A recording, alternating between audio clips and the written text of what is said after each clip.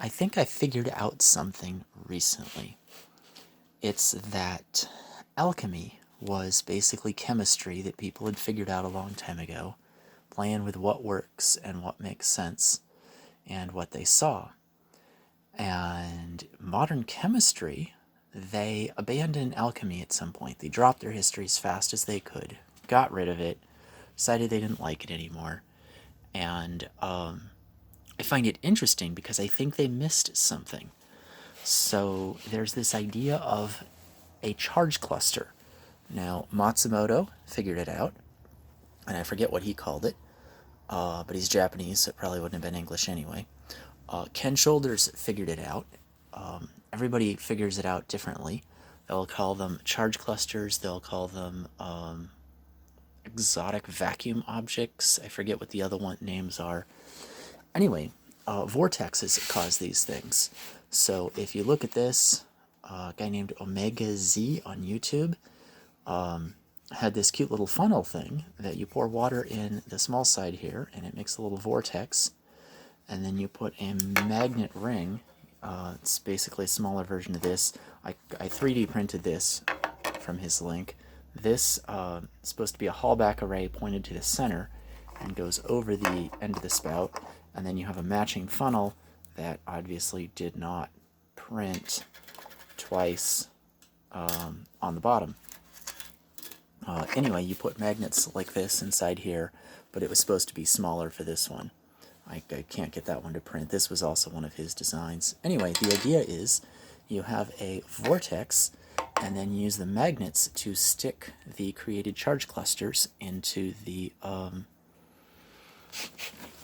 water. And what I realized as I'm trying to build this, and it's failing printing on me, that, wait, there's a commercial product that does this. It's called the magnetic, what do they call it? Magnetic stir plate. And the idea is you've got a little magnet, and you drop it in the liquid, and then you turn it on, and it will make a vortex. And it will stick, the magnets will stick that in there. And I find it fascinating that this is something from alchemy that the modern chemistry people use all the time. They have rediscovered how well it works. And if they had just paid attention to the alchemy, they would have discovered those charge clusters a long time ago, but instead they just think they're electrons because, well, that's kind of the nature of the thing. It looks like an electron. Well, it's that same fractal pattern, only it goes way deeper than just the initial thing. You can have gobs of these things stacked up, which is why that energy storage website thing talks about and has all of Ken Shoulders' papers. Anyway, commercial device available, works pretty well to create those charge clusters and stick them in the water. Spinning magnet wins. I mean, why didn't they use a stirrer from above from this kind of thing? I know this is convenient, but it works well.